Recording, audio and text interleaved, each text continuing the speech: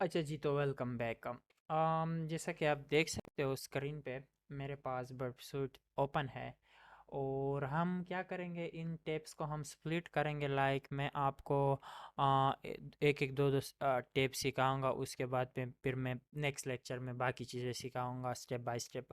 क्योंकि एक ही लेक्चर में अगर मैं सारी चीज़ें ऐड कर दूंगा, आपके लिए भी सर दर्द हो जाएगा और आप पॉसिबली जो अपना इंटरेस्ट है वो इसमें लॉस कर ले। तो दैट्स वाई मेरी कोशिश यही है कि मैं इस सारी की सारी चीज़ को आ, इस तरीके से करूं कि वीडियोस भी शॉर्ट हो और जल्दी से जल्दी जो हमारा काम वगैरह है वो भी हो जाए सारा का सारा। ठीक है, तो सबसे पहले मैं आपको डैशबोर्ड के बारे में बता देता हूं कि ये जो डैशबोर्ड है इसमें हम करते क्या है। ठीक है, अब मेरी बात गौर से सुने। जो डैशबोर्ड का ऑप्शन है और आ, ये कोलैबोरेटर का ऑप्शन है, ये फ्री वर्जन में नहीं है, ये प्रीमियम में भी है। बाकी जितने भी ऑप्शन है वो फ्री वर्जन में अवेलेबल है, आप उनको अवेल कर सकते हो। ठीक है, तो सबसे पहले आपको पता हो कि डैशबोर्ड होता क्या है, इसमें हम करते क्या है। वेल, डैशबोर्ड हमारे पास नाम से ही क्लियर है कि एक डैशबोर्ड होता है जहां पर आपको सारी की सारी इंफॉर्मेशन मिल रही होती है। सो आप यहां पर एक टारगेट को एज न्यू स्कैन, टारगेट को आप स्कैन कर सकते हो, उसको ऑडिट कर सकते हो, उसमें आप वल्नरेबिलिटीज को फाइंड आउट कर सकते हो। कैसे करते हैं मैं बताता हूँ थोड़ी देर में। पहले आप ये देख लीजिए, यहाँ पर टारगेट में आप डैशबोर्ड में आपके पास टास्क नज़र आ रहे हैं। आप यहाँ से न्यू स्कैन भी कर सकते हो और न्यू लाइव टास्क भी कर सकते हो।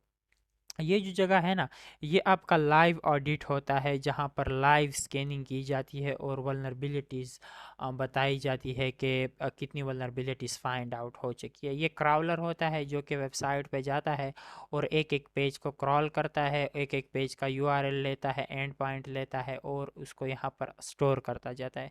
यहाँ पर आपको पूरी समरी दिखेगी, जो जो वल्नरेबिलिटीज़ यहाँ पर दिखेगी नॉर्मली यहीं पर ही होती है। और अगर आप किसी पे क्लिक कर लेते हो ना, किसी एक वल्नरेबिलिटी पे, तो ये आपको समरी से इशू पे लेके चला जाएगा। क्यों?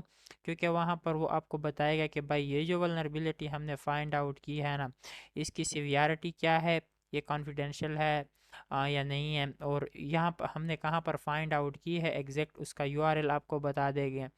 और इसके साथ साथ आपको उस इशू, उस वल्नरेबिलिटी से रिलेटेड सारी की सारी डिटेल दे देंगे, डिस्क्रिप्शन दे देंगे, इशू को किस तरीके से रिमेडिएट करना है, फिक्स करना है। ठीक है, और इसके रेफरेंसेस वगैरह भी सारी की सारी आपको प्रोवाइड कर देंगे, और कहाँ पर फाइंड हुआ है उसका एग्जैक्ट यूआरएल आपको बता देंगे। ठीक है, पेलोड कौन सा इस पे यूज़ हुआ था, रिस्पांस में आपको बता देंगे कि क्या क्या सीन था, रिस्पांस में हमें क्या चीज़ें दिखी है।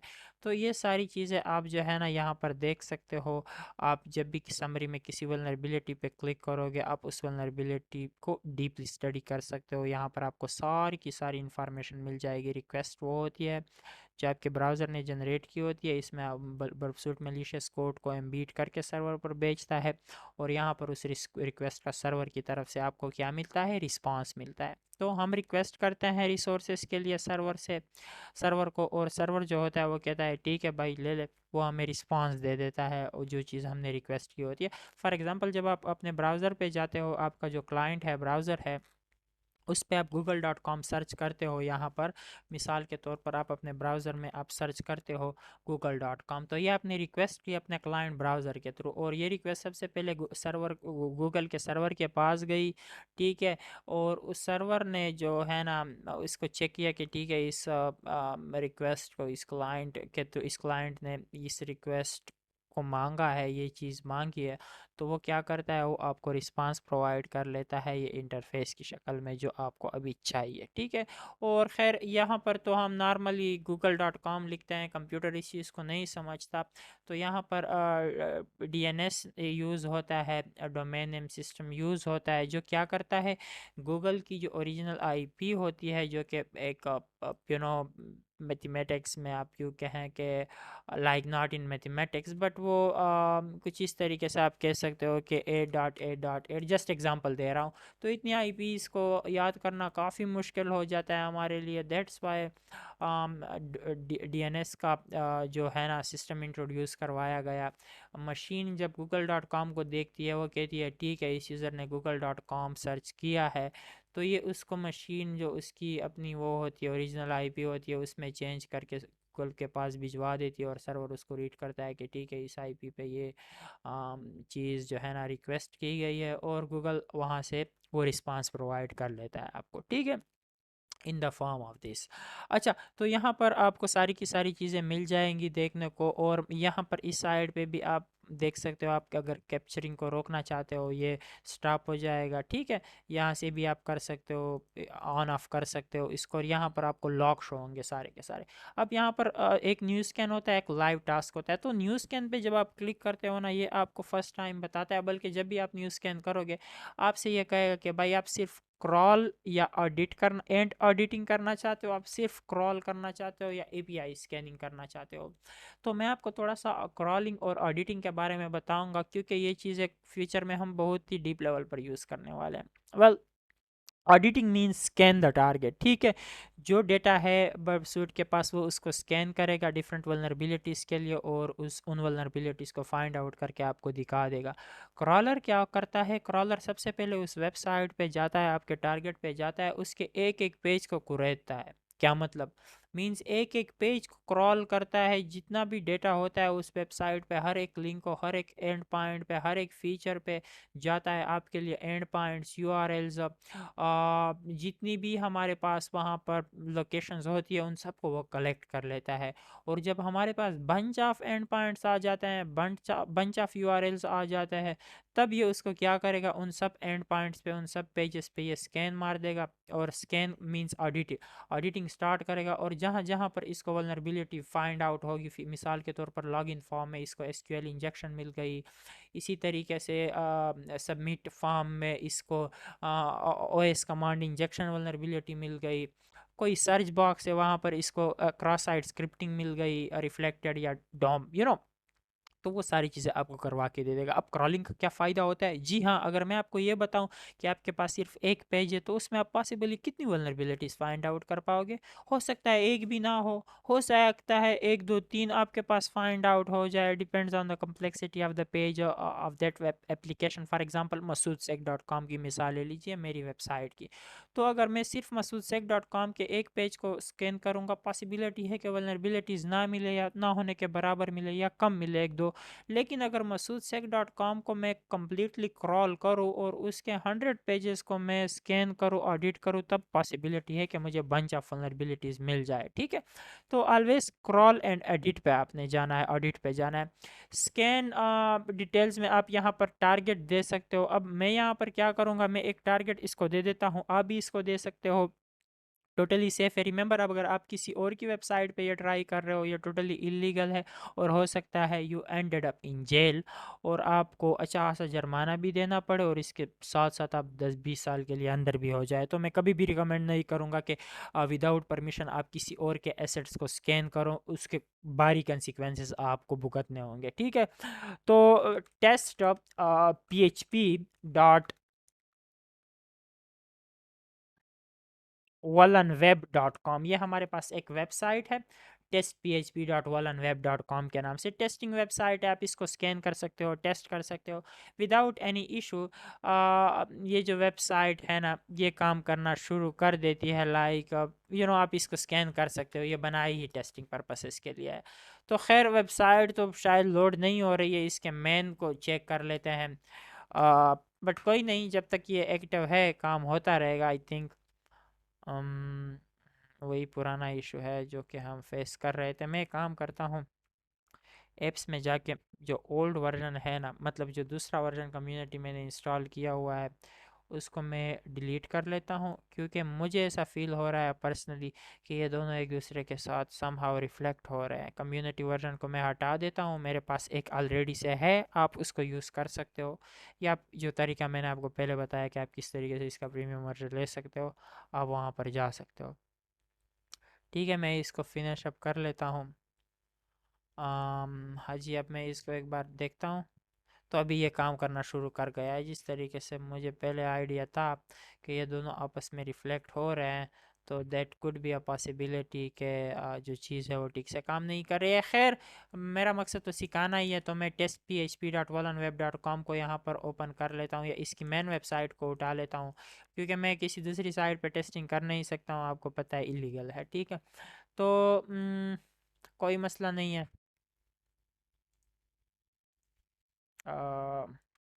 टेस्ट php कोई वेबसाइट है?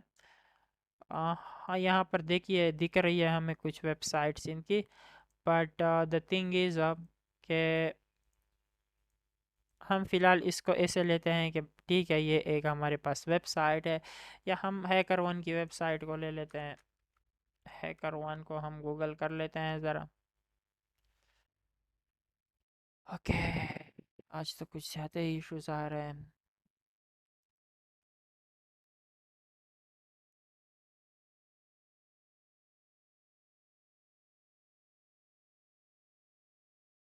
आई थिंक वो वेबसाइट भी लाइव है, तो मैं इसका यूआरएल कॉपी कर लेता हूँ, इसको एक बार किसी दूसरे ब्राउज़र में मैं चेक कर लेता हूँ कि क्या उसमें भी ये हो रही है। तो अगर उसमें हो रही है फिर तो कोई मसला नहीं होना चाहिए। जी हाँ, ये देखिए यहाँ पर ये लोड हो रही है, वेबसाइट बिल्कुल ठीक ठाक है। तो काफ़ी सारी चीज़ें इसमें टेम्परेरी उसमें इशू है, सॉल्व हो कर लूँगा मैं इंशाल्लाह नेक्स्ट ट्यूटोरियल तक। हम करना हुआ कुछ देखते हैं, करते हैं इसका कुछ। तो मैं यहाँ पर टेस्ट php.volanweb.com डाल देता हूँ, और स्कैन कॉन्फ़िगरेशन में आपने किस तरीके का स्कैन करना है, लाइट वेट करना है, फास्ट करना है, बैलेंस करना है, डीप करना है। मैं आपको हाईली रिकमेंड करूँगा कि रियल लाइफ में आप डीप स्कैन पे जाए, क्योंकि ये डीपली साइट को स्कैन करेगा। ये टाइम ज़रूर लेगा, लेकिन ये काफ़ी कम्प्लेक्स स्कैन होता है, और ये एक एक वल्नरेबिलिटी को टेस्ट करता है और आपको रिजल्ट देता है। अगर आप कस्टम स्कैन करना चाहते हो किसी पर्टिकुलर वल्नरेबिलिटी के लिए, तो आप वो भी कर सकते हो। यूज़ कस्टम कॉन्फ़िगरेशन पे जाइए, न्यू पे जाइए, क्रॉलर सेट कीजिए, इसको सेव कर लीजिए। ठीक है, डिफाइन है पहले से ही है क्रॉलर, तो हम इसका नेम चेंज करके 2 कर लेते हैं। आई हैव नो आइडिया ये इशू क्यों कर रहा है, एक सेकेंड।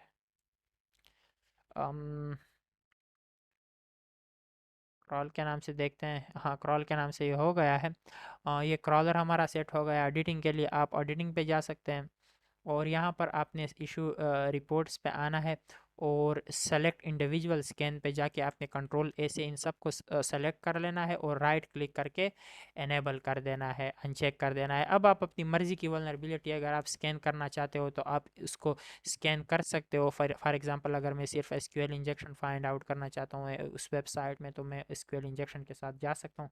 अब मैंने इसको स्कैन पे क्लिक कर देना है और ये शुरू हो जाएगा। लेकिन मैं यहाँ पर प्रेजेंट मोड के साथ जाऊँगा, लाइट वेट मोड के साथ, और यहाँ पर रिसोर्सेज में आप स्पीड भी बढ़ा सकते हो अगर आप चाहते हो।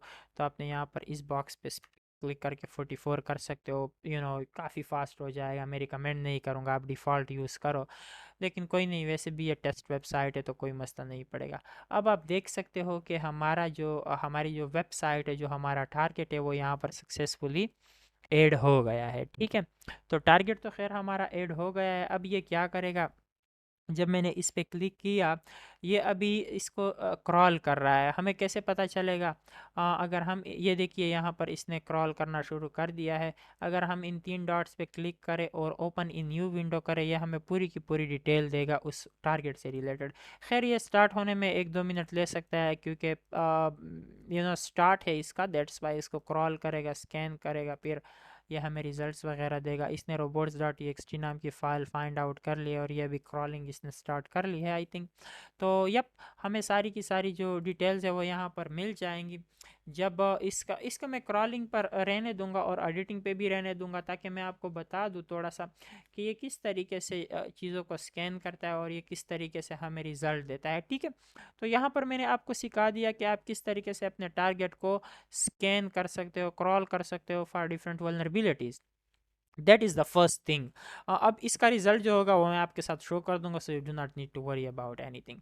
हम दूसरे टैब पे आ जाते हैं, टारगेट पर। टारगेट पर आप देख सकते हो कि जितनी भी वेबसाइट्स हमने गलती से या जानबूझ के या उनके सब डोमेन्स को विजिट किया था, वो सारी की सारी चीज़ें यहाँ पर आ गई है वीव लिस्ट में, जो कि काफ़ी गंदा नज़र आ रहा है ये सीन। मैं क्या करूँगा, मैं टारगेट में ये जो सेकंड नंबर का ऑप्शन होता है ना टारगेट के सब टैब में स्कोप, यहाँ पर आप अपना टारगेट डिफाइन कर सकते हो। उसका ये फ़ायदा होगा जब आप इनको बता दोगे कि मैंने सिर्फ इस टारगेट पर टेस्टिंग करनी है, वो फिर एक्स्ट्रा चीज़ों को आप इग्नोर कर सकते हो, फिल्टर आउट कर सकते हो, ठीक है, वो आपको नहीं दिखेंगी। तो यहाँ पर आपने इंक्लूड इन स्कोप पे क्लिक करना है और यहाँ पर आपने वो टारगेट दे देना है। हमारा टारगेट क्या है, testphp.volanweb.com है। इसको मैं ओके कर देता हूँ और यस कर लेता हूँ। हमारा टारगेट जो है ना वो टारगेट स्कोप में ऐड हो गया है। अब वेबसूट को पता है कि ये मसूद शेख जिस चीज़ पे काम कर रहा है ना वो टेस्ट पीएचपी है। मैं साइट में वापस आता हूँ, फिर भी मुझे इतना जंक डेटा दिख रहा है। मुझे तो सिर्फ वही टारगेट चाहिए जिस पे मैं टेस्टिंग कर रहा हूँ, एक्स्ट्रा इरेलेवेंट चीज़ मुझे चाहिए ही नहीं। इसको आप री एनेबल कर दो कभी कभार अगर दिखे। तो अब आप फ़िल्टर कर सकते हो। फ़िल्टरिंग के लिए आपने क्या करना है, यहाँ पर आप देख रहे हो साइट में फ़िल्टर, ये पूरी की पूरी स्ट्रिप, आपने यहाँ पर इस पे क्लिक कर देना है और यहाँ से आप ये फर्स्ट ऑप्शन को जस्ट एनेबल कर दो, show only in scope items. ये क्या करेगा, आपको सिर्फ वही आइटम्स दिखाएगा, वही टारगेट्स दिखाएगा जो आपने स्कोप में ऐड की हुई है। I hope you got my point, ठीक है, गॉट द पॉइंट। सो यहाँ पर आप इन स्कोप कर दीजिए और अप्लाई एंड क्लोज कर दीजिए। आप देख सकते हो जितना भी इर्रेलेवेंट डेटा है वो सारे के सारे टारगेट्स रिमूव हो गए हैं और सिर्फ मुझे मेरा ही टारगेट दिख रहा है, ठीक है, जिस पे मैं टेस्टिंग करना चाहता हूँ। मैं इस पे जब क्लिक करूँगा ना, ये देखिए इसने वल्नरेबिलिटी अब फाइंड आउट हो रही है, रेड शो हो रही है, काफ़ी सारी वल्नरेबिलिटीज़ हमें देखने को मिलेगी और यहाँ से आप अपने टारगेट को एक्सप्लोर कर सकते हो। ये जितने भी पेजेस हैं ना, ये बर्फसूट के क्रॉलर ने हमारे लिए क्रॉल किए हैं उस टारगेट में जितनी भी डायरेक्टरीज वगैरह है। That's why crawler is so important. ये पहले पूरी की पूरी वेबसाइट को क्रॉल करेगा, जितने भी पेजेस उसको दिखेंगे वो फिर उन पेजेस को, उन यूआरएल्स को, उन डायरेक्टरीज को, एंड पॉइंट्स को स्टोर कर देगा और फिर उसकी टेस्टिंग स्टार्ट कर देगा, ठीक है। यहाँ से अब आप अंदाज़ा लगाए कितने डीप लेवल पर ये गया है, ठीक है। तो यहाँ से आपको अंदाज़ा हो जाएगा कि आपकी जो वेबसाइट है वो वर्डप्रेस में बनी हुई है या पीएचपी में बनी हुई है, जावास्क्रिप्ट में बनी हुई है। टारगेट वेबसाइट की बात कर रहा हूँ मैं, इसको फ़िलहाल ऐसे कर लेता हूँ और मैं खैर टारगेट तो मैंने आपको सिखा दिया। आपका पहला काम क्या होगा, यहाँ पर आपने अपने टारगेट को स्कोप में ऐड करना है और यहाँ से आपने फ़िल्टर आउट करना है ताकि जितनी भी चीज़ें हैं ना जंक डेटा आपको शो ना हो। बाकी डैशबोर्ड तो हमारा चल रहा है, जैसे मैंने आपको पहले भी बता दिया था कि जब आप स्कैनिंग वगैरह स्टार्ट कर दोगे आपको वल्नरेबिलिटीज़ वगैरह जो है ना समरी में दिखना शुरू हो जाएंगी। तो यहाँ पर आप देख सकते हो ये अभी अंडर प्रोसेस है, ये काफ़ी वल्नरेबिलिटीज़ को ट्राई कर रहा है। एसक्यूएल इंजेक्शन, एक्सपाथ और काफ़ी सारी रिमोट कोड एग्जीक्यूशन, बहुत वल्नरेबिलिटीज़ ये स्कैन करेगा। और ये एक इंपॉर्टेंट चीज़ जो मैं आपको बताना भूल गया, रेड मीन्स हाई वल्नरेबिलिटीज़ और ये medium severity vulnerabilities, orange colour है आई थिंक, या जो भी है, और ये जो कलर है ये लो सिवियरिटी के लिए। मीन्स हमारे पास जो है ना चार किस्म की वल्नरेबिलिटीज़ होती है। एक होती है इंफॉर्मेशनल बेस्ड वल्नरेबिलिटीज़ जो कि सिर्फ और सिर्फ आपको इंफॉर्मेशन देती है। एक होती है लो सिवियरिटी वल्नरेबिलिटी जिसका इम्पैक्ट कम होता है, जिसके थ्रू आप टारगेट को ज़्यादा हैक नहीं कर सकते हो लेकिन थोड़ा बहुत आप इंफॉर्मेशन ले लेते हो, थोड़ा बहुत आप उसका सम पार्शियल पार्ट आप उसका पॉसिबली हैक कर सकते हो। और फिर आती है medium severity vulnerabilities. Medium severity ये होती है कि आप टारगेट का इनिशियल एक्सेस ले लेते हो, मीडियम सिवियरिटी वल्नरेबिलिटीज़ के थ्रू भी आप ले सकते हो, या आप टारगेट को अच्छा खासा थोड़ा सा डैमेज दे सकते हो, डैमेज कर सकते हो टारगेट को अच्छा खासा। फिर हाई सिवियरिटी में ये फ़ायदा होता है कि आप पूरा का पूरा सिस्टम का जो उनका एक्सेस होता है वो ले सकते हो। मतलब ये हाई लेवल के बग्स होते हैं। P1 P2 P3 कैटेगरी होती है। P1 बग होता है एक हाई, P2 मीडियम, P3 लो, P4 इंफॉर्मेशनल, और इसमें कभी कभार P5 तक भी बात चली जाती है। जब P5 तक बात जाती है तो P1 पे हमारे पास क्रिटिकल आ जाते हैं। कुछ इस तरीके से ये सारी की सारी चीज़ें काम कर रही होती है। आप देख सकते हो रेड पे जो है ना हाई वल्नरेबिलिटीज़ है और यहाँ पर इसने जो शो किया है ना ये भी रेड ही है, ठीक है, ये भी रेड ही है। बस उसका कलर थोड़ा सा वो है। अगर मैं यहाँ पर हाई पे क्लिक करूँगा ना फ़िल्टर करने के लिए, अच्छा एक मज़े की चीज़ मैं आपको बताना भूल गया, जब आप इश्यूज़ में आते हो ना आपको सारी की सारी वल्नरेबिलिटीज़ दिखना शुरू हो जाती है। अब अगर आप चाहते हो कि मैंने सिर्फ़ और सिर्फ फ़िल्टर आउट करना है हाई रिज़ल्ट्स को, मैं हाई रिज़ल्ट में ज़्यादा इंटरेस्टेड हूँ, मैंने हाई वल्नरेबिलिटीज़ को देखना है, तो ये आपको जो जितनी भी हाई वल्नरेबिलिटीज़ इसने फाइंड आउट की होगी ना, ये आपको दिखाता जाएगा। मिसाल के तौर पर एसक्यूएल इंजेक्शन इसने फाइंड आउट की है, ये मुझे कह रहा है कि भाई एक दूसरी देखते हैं। हाँ, ये देखिए यहाँ पर ये मुझे बोल रहा है कि भाई इसकी सिवियरिटी हाई है, ये वल्नरेबिलिटी इस यूआरएल में मुझे मिली है artist.php में, ठीक है, ये पेज है, ये इशू की डिटेल है, एसक्यूएल इंजेक्शन हमने मारा था यहाँ पर, ये पेलोड था जो हमने सबमिट किया था और हमें रिजल्ट्स वगैरह भी मिले हैं, और इशू का बैकग्राउंड आपको बताएगा, इसको फिक्स कैसे किया जाता है, इसके रेफरेंसेस कहाँ पर इसको मिली थी। ये रही वो आर्टिस्ट का जो रिक्वेस्ट था ना, उस रिक्वेस्ट में इन्होंने एक पेलोड को हिट करवाया है और रिस्पांस में उसका रिस्पांस हमें दिख रहा है। तो आपने ये कंफर्म करना होता है। फिर ये बात की चीज़ें हैं, जब मैं आपको वल्नरेबिलिटीज़ पढ़ाऊंगा वो मैंने आपको पढ़ाई ही नहीं है, इसके बाद मैं आपको पढ़ाऊंगा, फिलहाल ये टॉपिक नहीं है हमारा। मैं आपको एसक्यूएल इंजेक्शन डीप पे पढ़ाऊंगा, डोंट वरी, बल्कि बहुत सारी वल्नरेबिलिटीज़ मैं आपको पढ़ाने वाला हूँ बल्क अमाउंट पे। तो आप इसको इस तरीके से मीडियम लो और इंफॉर्मेशनल बेस के बेसिस पर आप इसको क्या कर सकते हो, फिल्टर आउट कर सकते हो। सो अभी हमने सीखा डैशबोर्ड के बारे में और टारगेट के बारे में। अभी के लिए इतना ही, हम फिर नेक्स्ट इसके अगले वाले टॉपिक में मैं आपको प्रॉक्सी के बारे में बताऊंगा और इंट्रूडर के बारे में बताऊंगा। ठीक है, टेक केयर, बाय।